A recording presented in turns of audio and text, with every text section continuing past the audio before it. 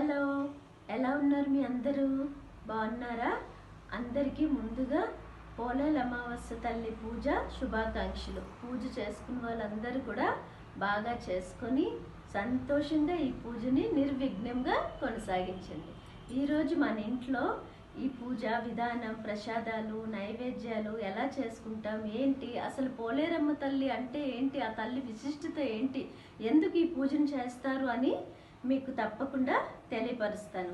రండి, మన ఇంట్లో అమ్మవారి సంబరాలు, పోలేరు అమ్మవారి సంబరాలు ఎలా జరుపుకుంటున్నా ఏంటి చూసేద్దాం. ఈవిడ మా అమ్మగారండి, నాకు జన్మనిచ్చిన తల్లి.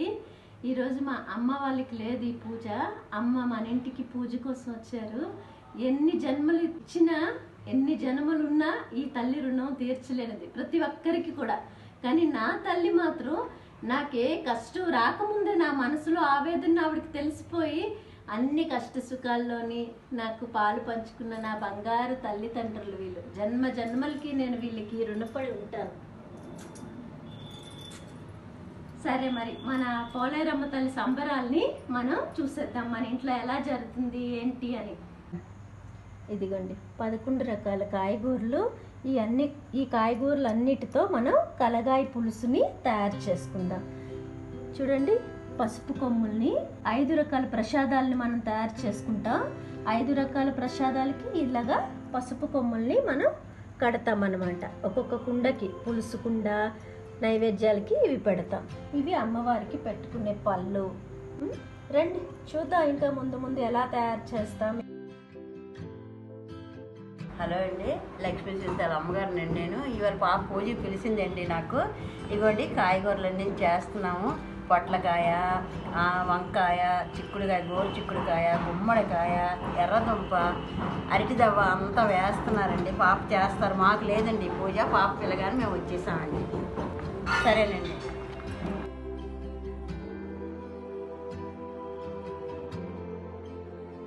పదకొండు రకాలు కోస్తున్నాం.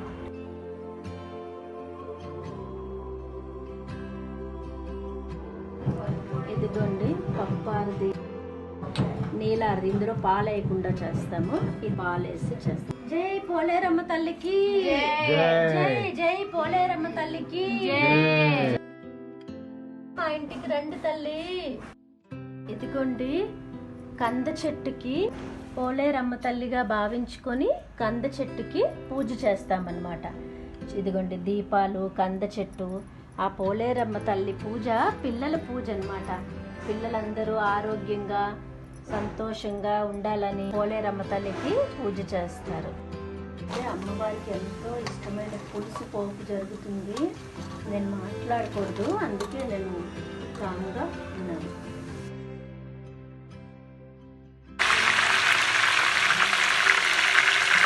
పులుసు పౌడర్ అండి. ధనియాలు, జీలకర్ర, సోంపు, ఎండుమిరపకాయలు అన్నీ కలిపిన పౌడర్ అన్నమాట.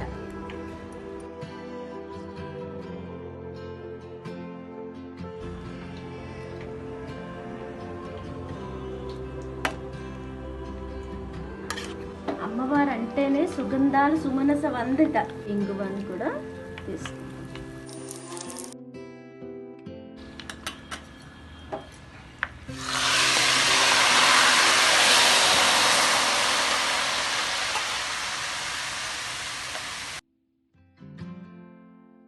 ఎంతో రుచి ఇచ్చేది ఈ పూజకి అసలైన ప్రసాదం అంటే ఈ ముక్కల పులుసేనండి, కలగాయ పులుసు.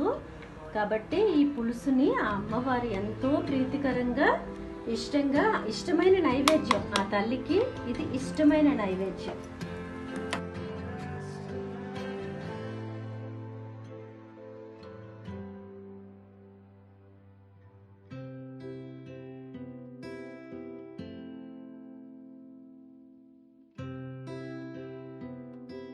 ఆడపిల్లలు ఉంటే గారెలు చేసుకుంటారు. నా పాపను చూసారు కదా మీ అందరూ. ఇదిగోండి మా పిన్ని గారు, చిన్న మమ్మీ అని పిలుస్తాను. అన్ని విషయాలు ఒక ఫ్రెండ్ లాగా షేర్ చేసుకుంటాను. మొన్న వెళ్ళానని చెప్పాను చూసారా పిన్ని చిన్నాన్న గారు వాళ్ళ ఇంటికి. ఇంకేం మరి మీ పూజ అది ఎలా జరుగుతుంది ఏంటి కామెంట్ బాక్స్లో మాట్లాడుకుందాం మనం.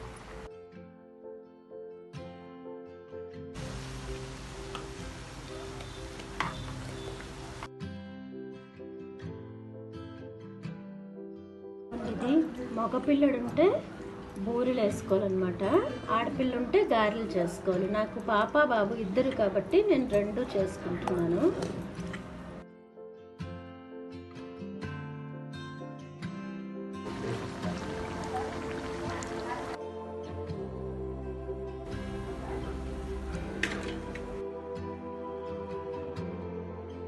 ఒక పూజ ఒక 10-12 చేసి ఆపేస్తాం. కానీ మా ఇంట్లో ఆచారం ప్రకారం ఈ పూజకి వెనకుంచమన్నమాట.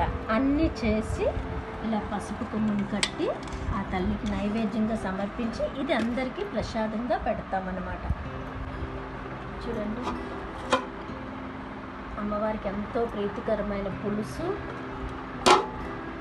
ఇది మగపిల్లలు ఉంటే బూరెలు, ఆడపిల్లలు ఉంటే గారెలు.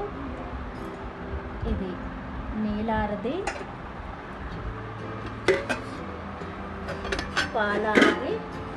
అలా తయారు చేసి 5 రకాల ప్రసాదాన్ని అమ్మవారికి నైవేద్యంగా పెడతాను.